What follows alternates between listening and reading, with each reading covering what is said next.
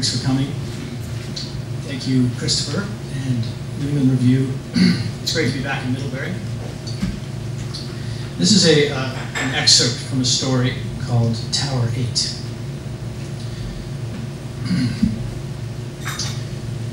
We like to ride the lift as singles, propping our skis and boots up to stretch out comfortably across the chairs.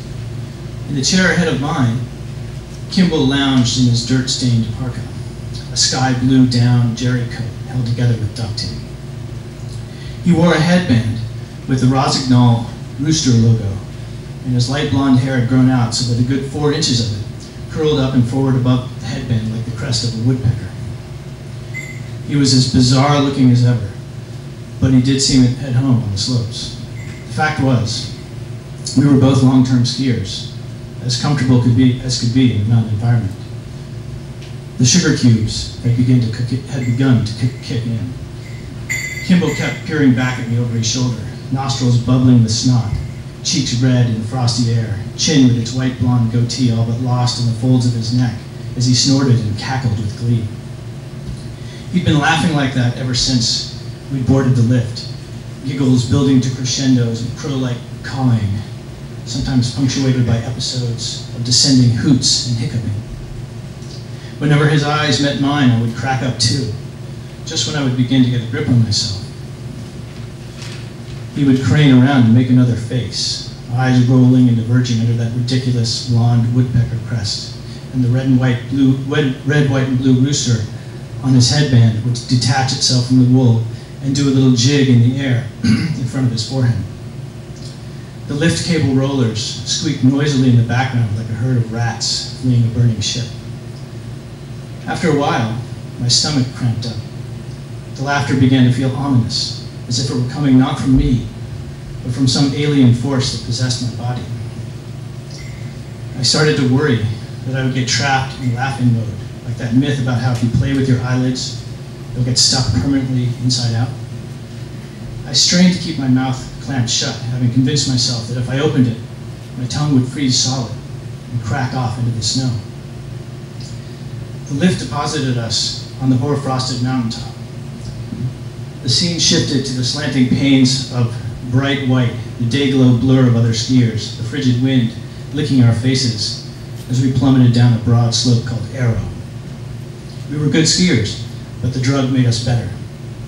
There was no hesitation on our part, and no false moves.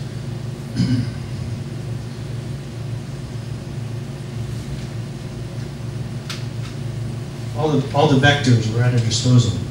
Our skis were flexing extensions of our feet. We soared downhill with delicate precision, gloriously, like hawks on the wind. At the bottom of the slope, we glided into the crowded lift line, a harrowing arena full of potential danger. Strangers' eyes lingering just a moment too long. Or worse, the familiar faces of teachers and schoolmates, faces that had to be ignored at all costs. It was possible, too, that we could run into the soccer players. Hazards were everywhere, even in something as apparently harmless as a lift shack window, if one were to catch a glimpse of one's own reflection.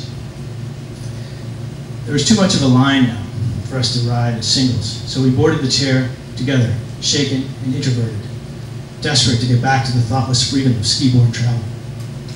I began to ponder the physics of skiing, the actual movements of hips and knees and ankles that translated into fast arcing turns on the snow. I should have known that was a mistake. If you think too hard about anything intuitive, even something you're very good at, it's easy to convince yourself that you don't really know how to do it. Approaching the off-ramp, Kimball lifted the safety bar. I stared straight ahead, trying to visualize the body stance of a competent skier. I couldn't. "Hey dude," I said in alarm, "I think I forgot how to ski."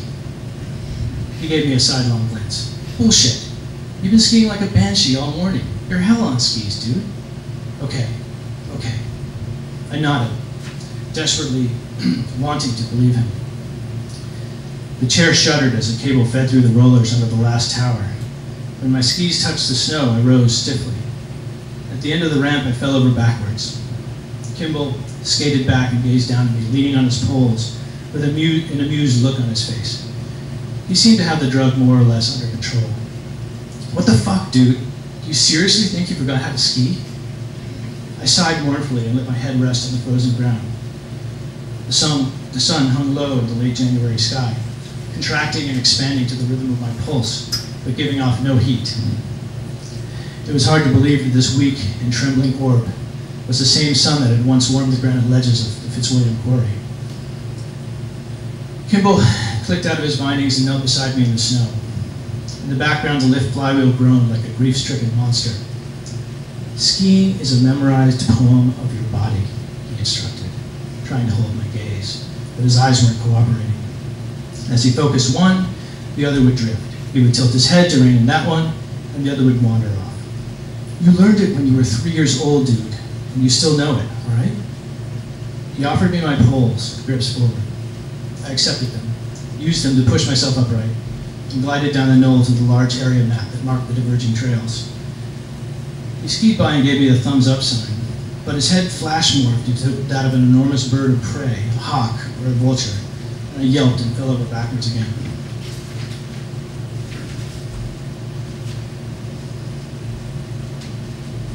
Excuse me.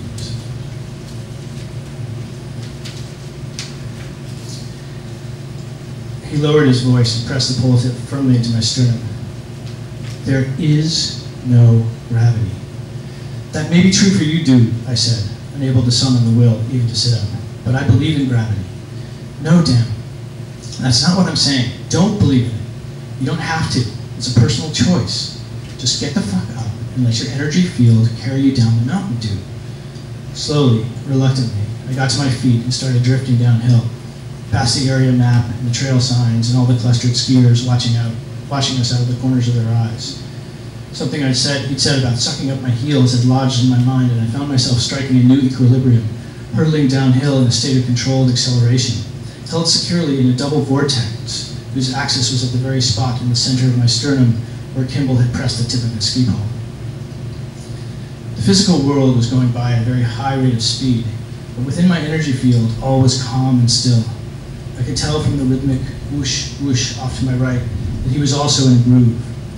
Temperatures must have been in the teens, but the sun on my face felt warm again as the two of us cackled and hollered down the steep mobile field under the Wildcat lift, cresting and dipping through the Volkswagen-sized bumps. Someone whooped from a chair above. Then, in peripheral vision, I saw Kimball veering upward.